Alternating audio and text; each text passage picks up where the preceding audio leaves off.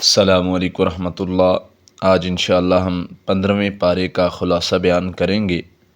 اس میں یہ شروع سورہ بنی اسرائیل سے ہوتا ہے اور سورۃ الکہف کا کچھ حصہ اس میں آتا ہے۔ سب سے پہلے اللہ تعالیٰ اس سورۃ کے شروع میں اللہ کے نبی صلی اللہ علیہ وسلم کی معراج کا ذکر کرتے ہیں۔ بسم اللہ الرحمن الرحیم۔ سبحان الذی اسریٰ بعبدہ، اللہ فرماتے ہیں پاک ہے وہ ذات جس نے اپنے بندے کو سیر کروائی۔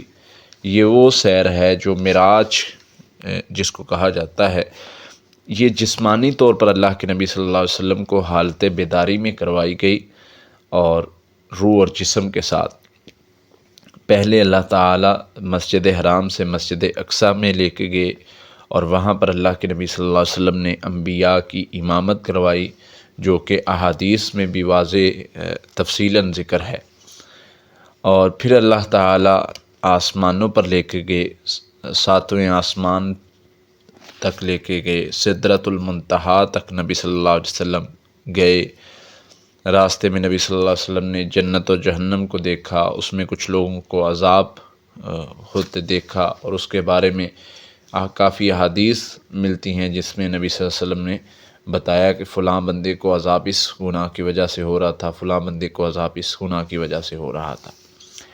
پھر اسی طرح کچھ نبی صلی اللہ علیہ وسلم کو تحفے ملے، جس میں ایک نماز ہے، سورۃ البقرہ کی آخری 2 آیات ہیں، اور اسی طرح کچھ پیغمبروں سے آسمانوں پر بھی ملاقات ہوئی، جن میں حضرت ابراہیم علیہ السلام، انہوں نے اللہ کے نبی صلی اللہ علیہ وسلم سے فرمایا کہ آپ نے اپنی امت کو میرا سلام دیجیے گا اور انہیں کہیے گا کہ جنت کی مٹی بڑی زرخیز ہے اور اس کے درخت اللہ کا ذکر ہیں۔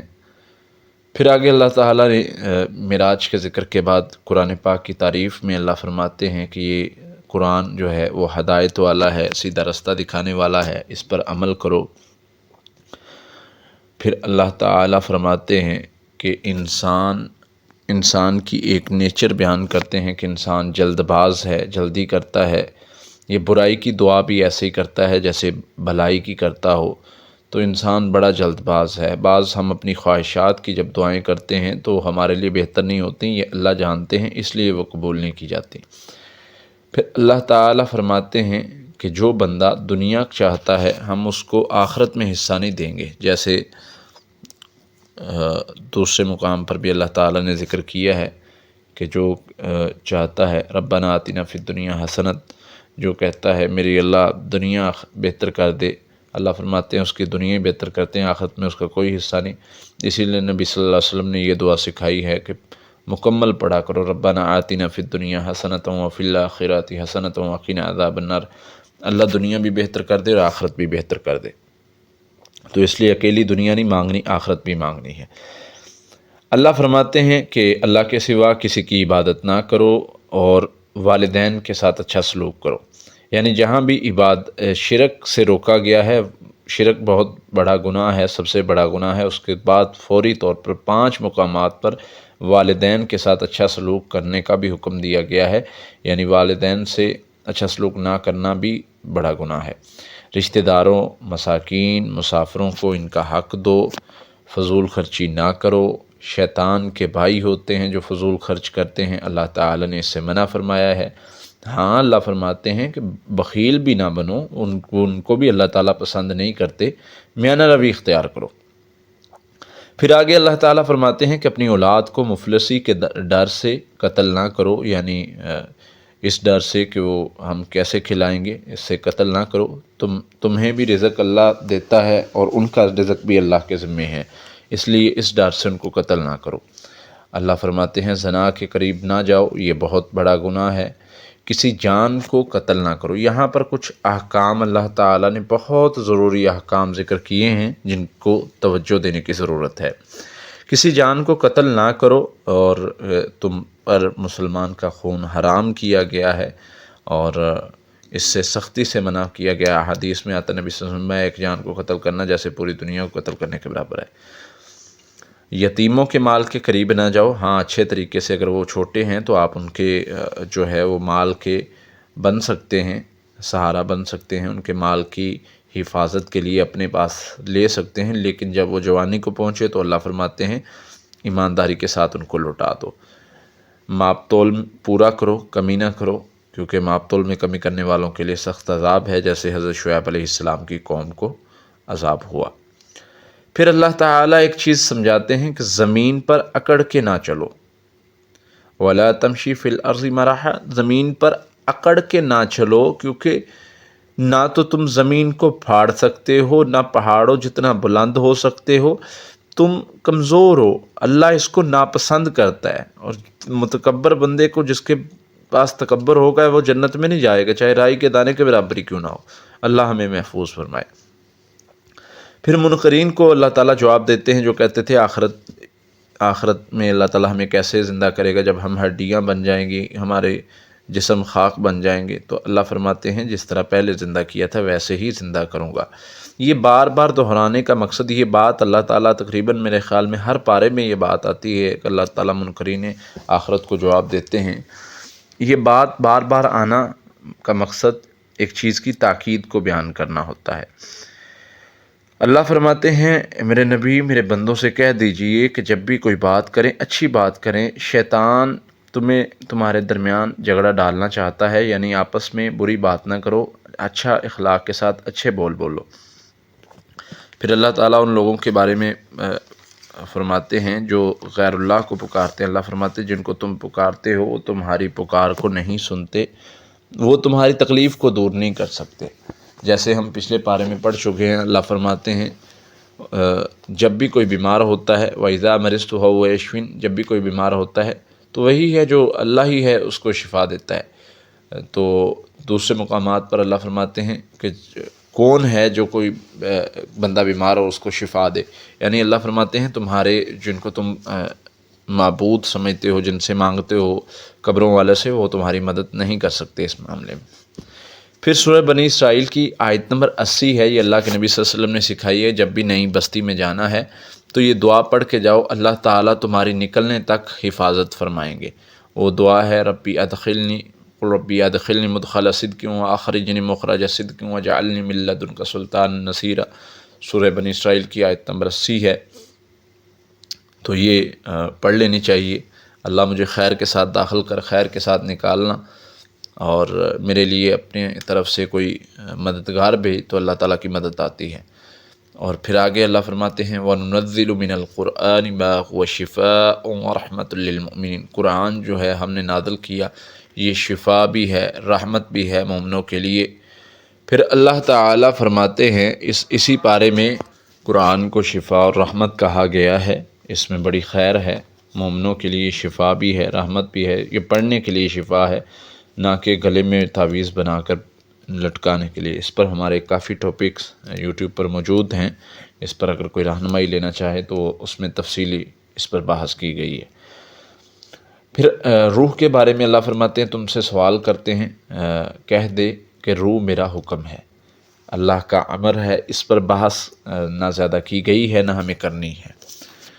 پھر اللہ تعالیٰ ان لوگوں کے بارے میں فرماتے ہیں جو قرآن سن کر ایمان نہیں لائے، اللہ فرماتے ہیں میرے نبی، کیونکہ کفار جو تھے وہ کہتے تھے کہ یہ کر کے دکھاؤ، وہ کر کے دکھاؤ پھر ہم ایمان لائیں گے۔ اللہ فرماتے ہیں جو قرآن سن کے ایمان نہیں لائے، ان کے سامنے آپ بڑے سے بڑا معجزہ بھی کر دیں یہ ایمان نہیں لانے والے۔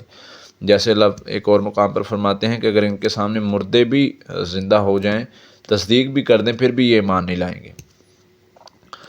پھر اللہ تعالیٰ آخر میں قرآن پاک کو تھوڑا تھوڑا نازل کرنے کا مقصد بیان کرتے ہیں۔ اللہ فرماتے ہیں تھوڑا تھوڑا نازل کیا ہے، اس کا مقصد یہ ہے کہ آپ ٹھہر ٹھہر کے پڑھیں اور تاکہ لوگوں کو سمجھ آئے۔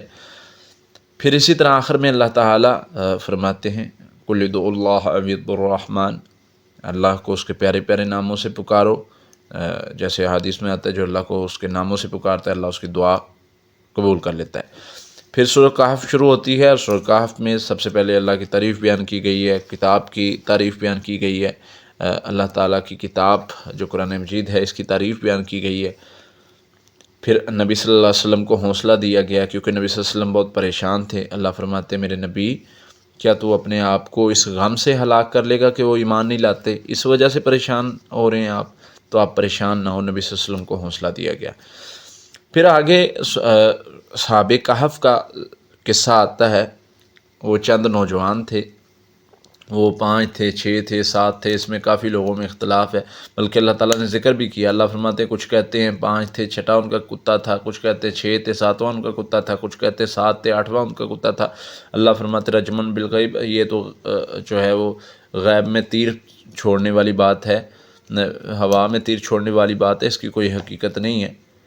تو جو مطلب اللہ جانتا ہے کہ جو بہتر بات ہے، لیکن یہاں پر ہمیں اس چیز کی وضاحت نہیں کی گئی، لہٰذا ہم اتنا ہی پڑھیں گے جتنا ہمیں بتایا گیا ہے۔ پھر اسی طرح آگے اللہ تعالیٰ ان کا ذکر کرتے ہیں کہ وہ چند نوجوان تھے، اور وہ بادشاہ، اس وقت کا بادشاہ جو تھا وہ شرک کرواتا تھا۔ یہ قصہ کافی تفصیلاً ہے، میں مختصراً انشاءاللہ عرض کروں گا۔ وہ شرک کرنے کے لیے کہتا تھا، جو شرک نہیں کرتا تھا اس کو قتل کرتا تھا۔ تو یہ نوجوان اچھے گھروں سے تھے، مالدار تھے، لیکن انہوں نے اپنی عیش و عشرت کی زندگی کو چھوڑا، اپنی جان کو بچاتے ہوئے انہوں نے ہجرت کی اور ایک غار میں چلے گئے، لیکن اللہ کے ساتھ شرک کرنا برداشت نہیں کیا۔ پہاڑوں میں جا کر انہوں نے جینا شروع کر دیا، ایک غار میں گئے، وہاں جا کر یہ سوئے ہیں۔ اللہ تعالیٰ نے انہیں 309 سال سلایا ہے۔ پھر جب اللہ تعالیٰ نے اپنے فضل کے ساتھ اٹھایا، انہوں نے اپنے ایک ساتھی کو کھانا لینے کے لیے بھیجا۔ جب وہ کیا ہے، ان کے پاس جو کرنسی تھی اس سے پتہ چلا کہ یہ تو 300 سال پرانی کرنسی ہے، اور پھر انہیں پتہ چلا کہ وہ حکومت جو مشرک بادشاہ تھا وہ تو کب کی ختم ہو چکی ہے۔ اللہ تعالیٰ نے ایمان والوں کو جو ہے وہ حکومت دے دی ہے۔ تو یہ یہاں پر ایمان والوں کے لیے بڑا ہی قصہ جو ہے وہ ایمان فروز ہے، کہ جو ایمان والے ہوتے ہیں اللہ تعالیٰ ان کی حفاظت بھی کرتا ہے، مدد بھی کرتا ہے۔ جو اللہ کے لیے نکلتا ہے اللہ تعالیٰ اس کی مدد بھی کرتا ہے۔ اللہ تعالیٰ قرآن مجید میں آگے فرماتے ہیں کہ ان لوگوں کے ساتھ ہو جاؤ جو اللہ کی طرف دعوت دیتے ہیں، اس کے ساتھ نہ ہو جو اپنے نفس کی پیروی کرتا ہے اور اپنے نفس کی طرف دعوت دیتا ہے۔ تو ایسے لوگوں سے دور ہو، بلکہ ایسے لوگوں کے قریب ہو جو اللہ کی طرف لے کر جاتے ہیں۔ پھر آگے باغ والوں کا واقعہ، دو آدمی تھے جن کے پاس باغ تھے۔ تو ایک جو تھا وہ دولت پر بڑا اپنا مان کرتا تھا، وہ کہتا تھا دولت کبھی فنا نہیں ہوگی، آخرت نہیں آئے گی، تکبر کرتا تھا، کہتا اگر آخرت آ بھی گئی، قیامت آ بھی گئی تو پھر بھی مجھے اچھا مقام ملنے والا ہے، کیونکہ میں اچھا بندہ ہوں۔ تو دوسرے نے کہا کہ میرے بھائی جب بھی تو باغ میں داخل ہو تو پڑھا کر ماشاء اللہ قوت الا باللہ۔ اس نے اس بات پر غور نہیں کیا، جو نیک بندہ تھا، جو اچھا بندہ تھا، جو عاجزی کرنے والا تھا، اس نے اس کو دعوت دی کہ اللہ کا نام لیا کر، اللہ کی طرف نسبت کیا کر، لیکن اس نے نہیں کی۔